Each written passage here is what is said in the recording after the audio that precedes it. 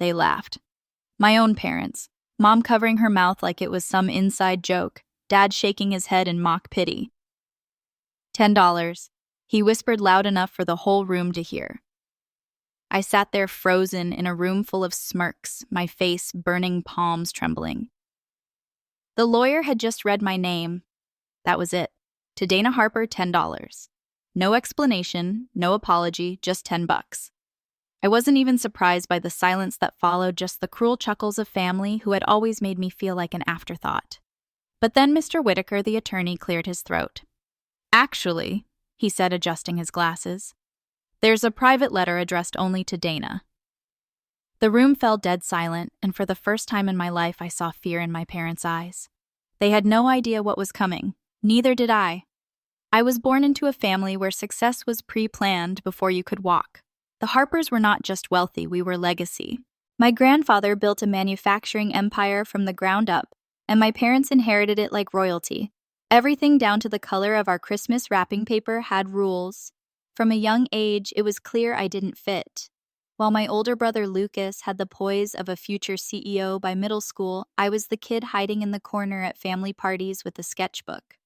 My mother called my paintings cute distractions. My father never looked at them at all. At 13, I saved for months to buy a secondhand camera.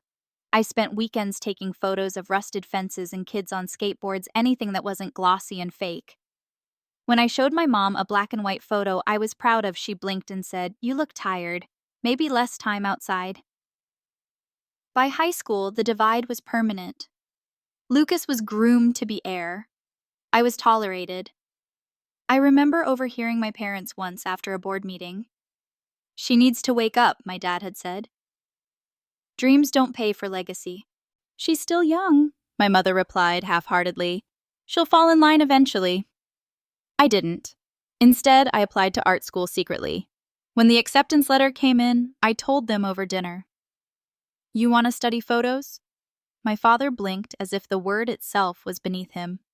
"That's not a profession, Dana. That's a hobby." That was the night my mother said at the sentence that stayed with me longer than I care to admit. "You're wasting your inheritance." I moved out 2 months later, scraping by on scholarships, side gigs, and photo oots for local bands. I learned to edit in a broken-down laptop with dead pixels. I worked nights as a barista. I wasn't chasing fame. I just needed to make something that was mine. The only person who never judged me for it was my grandfather, Walter Harper. He didn't say much, but when I saw him, he always asked, "Taking pictures?" And he'd smile, just a flicker but real. I thought maybe, just maybe, he saw something in me. When he passed, I didn't expect anything. He hadn't been vocal about favoring me. He was old school private, but I did expect respect. A photo, maybe a book, a letter, something that showed I hadn't been invisible. So when the lawyer read out my name to Dana Harper, I leave the sum of $10 and the room burst into laughter. I felt my ribs collapse inward. But maybe it wasn't a dismissal, maybe it was a key. The last time I saw my grandfather alive was 3 weeks before he passed. It wasn't a planned visit. I had just wrapped up a photo shoot downtown and found myself standing in front of his brownstone. I hadn't seen him in over a year. Our family wasn't big on casual drop-ins, but something pulled me there. Maybe intuition, maybe desperation. I rang the bell, expecting no answer. To my surprise, he opened the door, himself thinner than I remembered, slower, but his eyes still sharp. "Well," he said with a faint smirk, "a Harper who actually knocks." He invited me in without asking why I'd come. His house smelled like cedar and old books. Everything was in its place, just like always, the kind of space where time seemed to wait politely by the door. We sat in his study, surrounded by leather chairs and dusty oil paintings of ancestors I'd never met. We didn't talk about the family. Instead, he asked about my photography. "What are you working on now?" he said, pouring tea from a silver pot like he always did. I hesitated. "A series called Invisible Homes. I'm photographing abandoned buildings, mostly in neighborhoods being torn down." He looked at me for a long moment. "What are you trying to say with them, that people matter?" I said. Even if the world forgets them, he gave the smallest nod. "That's dangerous work." "Why?" "Because you're telling the truth, and truth always costs more than people think." We sat in silence for a while after that. No small talk, no checking his watch. It was the most present I'd ever felt with someone in my family. As I got up to leave, he followed me to the door and reached into the drawer by the foyer. He pulled out a small battered film cam older than me with chipped corners and a worn leather strap. "This was mine," he said, placing it in my hands. "Before I ever built a company, I carried this everywhere." I was stunned. "I didn't know you took photos." He didn't respond at first, just looked past me out the window. "I stopped," he said, "because some dreams don't survive the weight of inheritance." Then he looked at me. Really looked. "Don't let them take your eye, Dana." He said, "That's your gift and your rebellion." That was the last thing he ever said to me. I stood outside afterward, camera in hand, wondering what he had meant by them. I thought he was warning me about the business. I didn't realize until much later he was warning me about the family. The will reading took place at a law office in Midtown's leak glass walls, marble floors, the kind of place where wealth speaks and whispers. I showed up in my best black dress, the one I wore to funerals and gallery openings. I even straightened my hair just to avoid another comment from my mother about looking unpolished. When I stepped into the conference room, the air turned thick with tension. My parents were already seated near the head of the table, perfectly poised, like this was some kind of board meeting. My brother Lucas gave me a nod, tight and empty. My mother didn't even turn her head. My father raised an eyebrow like he'd forgotten I was even in the will. The room filled quickly, cousins, in-laws, aunts, and uncles I hadn't seen in years, all of them with that same eager glint in their eyes. The scent of cologne, leather, and quiet competition hung in the air. Mr. Whitaker, the family lawyer, entered precisely at 10:00 a.m., with a thick file and a calm face that looked carved from granite. "Thank you all for coming," he said, taking his seat. "We're here to honor the last will and testament of Walter H. Harper." He began with the expected: a vacation home in Vermont to Aunt Lydia, stocks to various cousins, an antique gun collection to Lucas, naturally. My mother received a necklace passed down from my grandmother. My father a portfolio of real estate holdings, and a handwritten letter I couldn't read from where I sat. I waited silent, folding my hands under the table to hide their trembling. Then Whitaker's eyes flicked to me. "To Dana Harper," he said, pausing. "Walter leaves the sum of $10. The room paused just long enough for the words to settle like dust and then erupted. My father let out a loud puff of air, shaking his head. "Guess that's what rebellion gets you," he muttered. My mother actually laughed. A cousin leaned over and whispered, "Must have been one hell of a photograph." I felt the heat rising up my neck. I refused to cry, not here, not in front of them. I swallowed hard and nodded once. "Understood," I said quietly. It wasn't the money that hurt. It was the message. I had always known I was different, an outsider in my own bloodline. But hearing my name read like a footnote, hearing my own parents laugh like I was some kind of joke that was something else entirely, I wanted to get up and leave. I almost did. But then Mr. Whitaker cleared his throat. "There is one more thing," he said. And just like that, the room fell silent. Mr. Whitaker looked directly at me, then back down at his folder. "There is a private addendum," he said carefully, "meant only for Dana." That sentence dropped like a stone in the middle of the room. My father frowned. "What do you mean, private?" My mother shifted in her chair. "She already got what she was due," she said flatly, still smug from the $10 announcement. Whitaker didn't flinch. "Mr. Harper left a sealed envelope in my custody. It contains instructions, and it is to be read in private. Dana, would you mind stepping into the adjoining office?" The room buzzed instantly. Murmurs, suspicion, sideways glances. My parents didn't even try to hide their irritation. Lucas looked confused, like he had missed something critical in the family memo. I stood slowly, heart pounding in my chest. I didn't make eye contact with anyone. As I followed Mr. Whitaker down the short hallway, I could feel every stare on my back. The air in the smaller room was cooler, quieter. My pulse was deafening. Mr. Whitaker closed the door gently behind us. On the desk in front of me sat a thick envelope, cream-colored, with my name written across the front in delicate cursive. I recognized the handwriting instantly.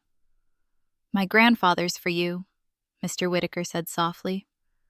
I picked it up with both hands. It felt heavier than it looked.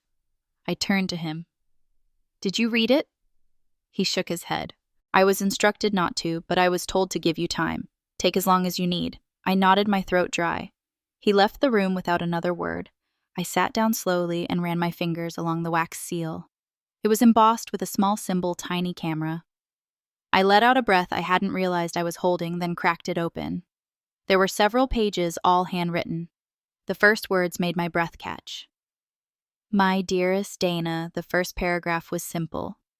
He apologized for the scene in the main room, said he knew it had hurt and that it was meant to.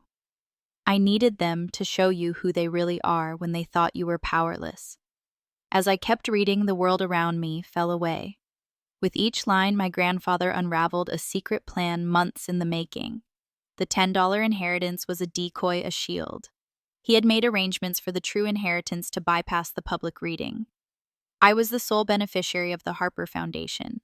Not the board, not Lucas, not my parents, me. Along with it came ownership of a private gallery, a penthouse studio, and 70% control of Harper Creative Trust, a holding company with more value than all the property bequeathed at that table combined. And then came the line that would change everything. "They laughed, Dana, but they laughed too soon." I read the letter 3 times before I believed it. My grandfather had orchestrated a transfer of power so elegant, so calculated, it left me stunned. According to the documents attached to the letter, I now controlled the majority stake in the Harper Creative Trust, an investment and philanthropic arm of the family wealth that had been quietly accumulating assets under the radar. While the rest of the family clawed over vacation homes and antique clocks, I held the keys to the true heart of the empire. Not just financial assets, vision, legacy, and a choice. Grandpa's letter laid it out clearly. This inheritance came with terms, not chains. I wasn't expected to become a CEO or sit in boardrooms. I wasn't required to sell my soul to preserve a brand name. But I was asked to stay true to the one thing he believed separated me from the rest of the family, my eye. He wrote, "You see the world, Dana. That's rarer than any asset I've ever held. The trust is yours to shape, but only if you promise not to become them." I laughed through my tears. In a locked drawer at the gallery he had secretly purchased, there was a collection of photographs mine. Every piece I thought had been sold anonymously. Every early print I'd let go for pennies. He had bought them under aliases, cataloged them, preserved them like they were priceless. He had been watching me all along, not judging, not trying to interfere, just witnessing. It turns out he never wanted to leave the company to someone who had memorized the rules. He wanted to leave it to someone who could reimagine them. I placed the letter down and looked around the quiet office. The walls were lined with books I had never noticed before. Business philosophy, photography, ethics. He had built this space not for a businessman, but for someone like me. There was a small black box tucked inside the envelope as well. I opened it slowly. Inside was a brass key on a thin leather cord. A handwritten note underneath read, "Beacon Street, top floor, your new studio, your real inheritance." I stared at the key, overwhelmed. I had come here expecting nothing. Maybe a watch, a photograph, a few kind words if I was lucky. Instead, I had been given an entire future. But the craziest part, no one outside that room knew yet. In the conference room down the hall, my parents were still chuckling, still passing judgment, still believing they had watched me get what I deserved. They had no idea. And for now, I decided I wasn't going to tell them. Not yet. Let them laugh a little longer. I walked back into the conference room with the letter folded neatly in my purse. My expression unreadable. They were still talking. "Guess she'll frame that $10 check." My father snorted. "Might be the most valuable thing she ever touches." Laughter from people who shared my blood. Lucas noticed me first. "Everything all right?" he asked, not out of concern, just curiosity. I nodded.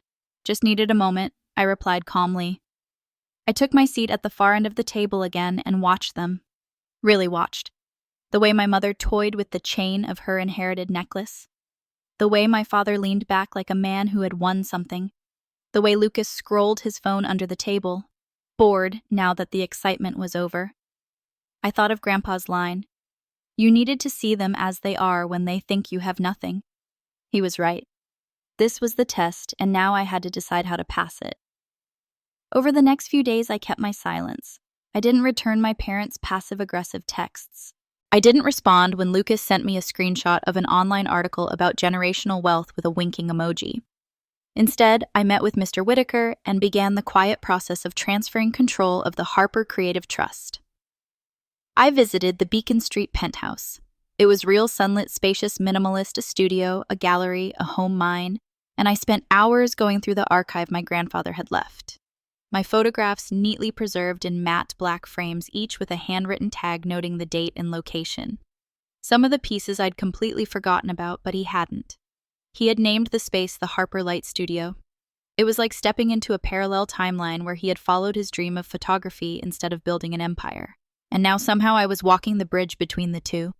But I couldn't stop thinking about what came next. What would I do with this power? What would they do when they found out? A part of me wanted revenge. Wanted to drop the truth in the middle of their pristine dinner table and watch the color drain from their faces. But another part of me, better part, I think, wanted something more lasting. Not just to prove them wrong, to prove me right, to build something from the gift I'd been given that couldn't be ignored or dismissed. That was how I would win. Silently, fully, creatively. 6 weeks later, the invitations went out. Elegant, minimal, and impossible to ignore. Harper Light Studio presents The Inheritance of Vision, a debut gallery event celebrating unseen perspectives. It wasn't just a gallery opening, it was a statement. The event was by invitation, only curated critics, art journalists, donors, and yes, my family. I sent theirs by certified mail. I waited. Lucas RSVP'd immediately, probably hoping for exposure. My mother texted a vague, "We'll see." My father said nothing, but I heard through Lucas that they planned to attend Curiosity Ego. Maybe just a need to supervise. Perfect. Opening night. The studio was glowing. Floor-to-ceiling prints lined the gallery. All mine. The earliest ones were raw, imperfect, my teenage experiments. Then the narrative evolved. Abandoned storefronts, shadows on alley walls, portraits of the overlooked. It was the story of my voice forming through light and silence. But the final room was what I was really waiting for. In the center, a plinth with a frame checked in crisp dollars behind glass lit like a masterpiece. Beside it, the plaque gifted to Dana Harper at the will reading of Walter H. Harper. Value priceless. Underneath a second line, sometimes the smallest inheritance is the greatest test. I timed their arrival perfectly. They entered the main hall mid-spec. A local art critic was speaking about how the collection reflected an artistic legacy of quiet resistance. Cameras clicked. People nodded. I could feel their confusion before they spoke a word. Lucas approached first. "This is all you?" he asked, glancing at a wall of black and white portraits. "Yes." His brow furrowed. "Since when do you run this place?" I smiled. "Since always." My mother stepped forward. She wore pearls, and that pinched expression she used at fundraisers. "Dana," she said, clearly trying to sound gracious. "This is quite ambitious. Did someone sponsor this?" My voice stayed calm. No sponsors, just one believer. My father joined her, looking around with narrowed eyes. "Where did you get the money for all this?" I tilted my head. "That's not really the question you want to ask, is it?" He said nothing. Just then, Mr. Whitaker appeared beside me. He was holding a champagne flute and wearing a rare smile. "Shall we?" he asked. I nodded. We stepped to the small platform near the $10 exhibit. The room quieted. "Ladies and gentlemen," Whitaker began. "Thank you for joining us tonight at Harper Light Studio, founded by and dedicated to the artistic vision of Dana Harper." Murmurs rippled through the crowd. Cameras lifted. It's also time we share a piece of the story many of you have not heard. As executive of Walter Harper's private estate, I'm honored to announce that Dana Harper is not only the founder of this studio, but also the sole beneficiary of the Harper Creative Trust. Gasps audible. I watched the color drain from my mother's face. Lucas blinked like he'd misheard. My father took half a step forward, then stopped. Whitaker continued. Mr. Harper believed that legacy should follow merit, not lineage. Dana's unwavering pursuit of creative truth, despite rejection and resistance, earned her not only his admiration but his full support. He raised his glass to Dana Harper, the real heir. The applause was instant thunderous. But I didn't look at the crowd. I looked at them. My mother's lips were tight with disbelief. My father's fists clenched at his sides. Lucas looked stunned, unsure whether to be angry or impressed. I stepped down from the platform, walking straight toward them. "Why didn't you tell us?" my mother hissed. "Because you didn't ask," I said evenly. "You never asked what I was building. You only asked why I didn't fall in line." "We're still your family," she said. "And yet you laughed when I was humiliated," I replied. "That $10, you thought it was the full measure of my worth, and this—" My father gestured around the gallery. "This was all some plan a setup." "No," I said, "it was a mirror. You just didn't like what you saw." They said nothing. Because what could they say? I left them standing there and returned to the crowd. People who were curious, engaged, maybe even proud. People who saw me not as a failure, but as a creator. And in that moment, surrounded by my work, my grandfather's faith, and the truth made visible, I finally felt like I had inherited something far greater than money. I had inherited the power to define myself. I didn't go home that night. I stayed at the penthouse my grandfather left me. After the gallery emptied and the buzz faded, I stood alone in the top-floor studio, barefoot on hardwood, surrounded by my own photographs. Outside the windows, the city pulsed with quiet light, but inside it was still reverent. On the desk sat the $10 check, no longer tucked away in shame. I'd reframed it after the show, placing it beside a photograph of my grandfather looking out a train window, the same one I'd taken years ago when no one else noticed him quietly watching the world pass by. It wasn't just inheritance. It was a reminder. He hadn't left me money to save me. He left it to free me. In the weeks that followed, I finalized plans to expand the Harper Light Studio into a residency program for young artists from underserved communities. I converted one floor of the building into live work studios, complete with supplies, equipment, and mentorship opportunities. The first round of artists arrived timid, just like I once was, but with the same hunger in their eyes. The Harper Creative Trust, now under my guidance, began funding grants for emerging photographers and visual storytellers, especially those pushed to the margins.